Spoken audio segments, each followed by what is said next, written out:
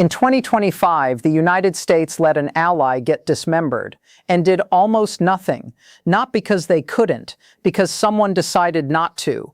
And here's what's strange. The country that spent 80 years building a global order based on alliances, rules, and trust just torched it.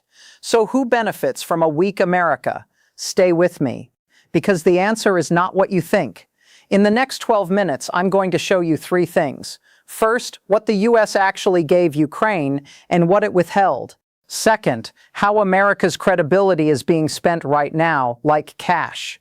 And third, there's one deal on the table that explains everything about Trump's real agenda. And no, it's not about Ukraine. It's about something much closer to home. Let's rewind quickly. Since 1945, US foreign policy ran on one simple idea: support your allies, contain your enemies, and the world stays stable enough for American business to thrive. NATO, the Marshall Plan, every defense treaty, all of it was infrastructure, not charity. Infrastructure. Ukraine fit that model perfectly. A large European country bordering Russia, choosing democracy over autocracy. The US under Biden sent weapons, money, intelligence. Not enough. Kyiv will tell you that, but the signal was clear: we're with you. Then came 2025, and everything changed. But here's what most coverage misses. It didn't change because of Ukraine. It changed because of what Trump needed. What America actually stopped doing. In early 2025, the US paused several key military aid packages to Ukraine. Intelligence sharing slowed. Diplomatic pressure on European allies to keep contributing. Gone. Now, Washington insiders will tell you this was leverage for negotiations. But here's the problem with that story. Leverage only works if the other side believes you'll actually use it. And Putin, who has studied every American president since Reagan, watched very carefully.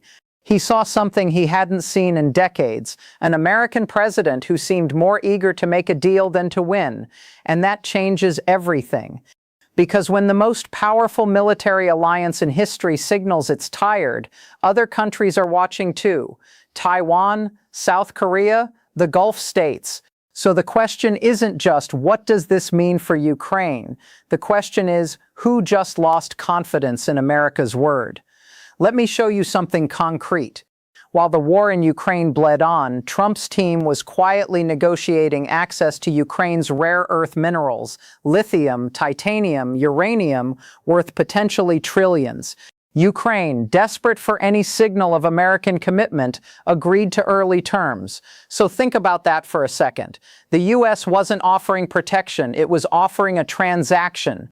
Give us your resources, we'll consider helping. That's not an alliance. That's a protection racket.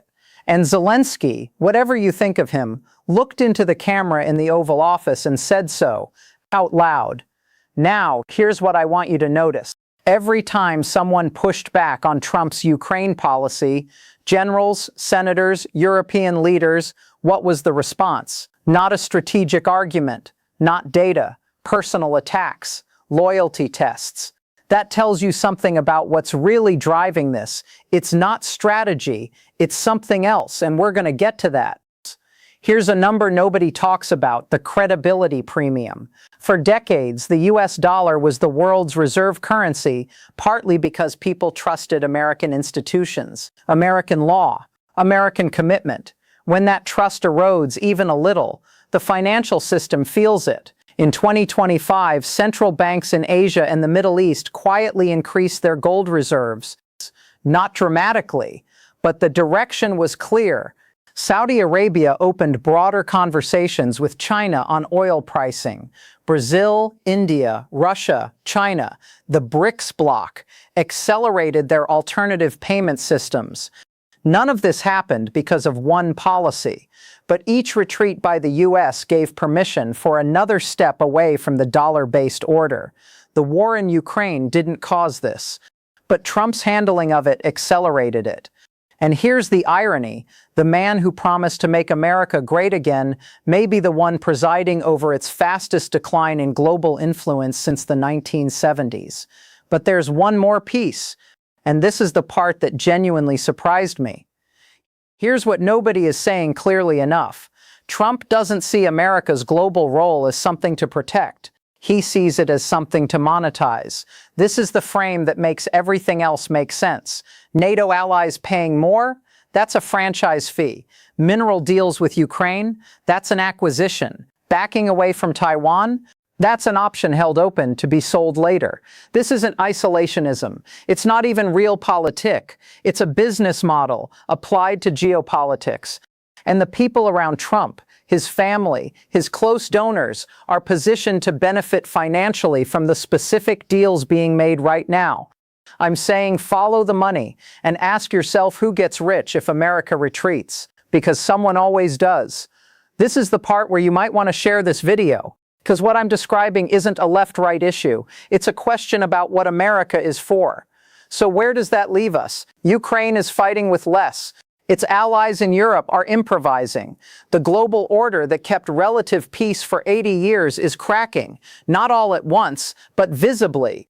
And the person who could stop the crack, or at least slow it, seems more interested in what he can extract from it. The scary part isn't just what's happening in Ukraine.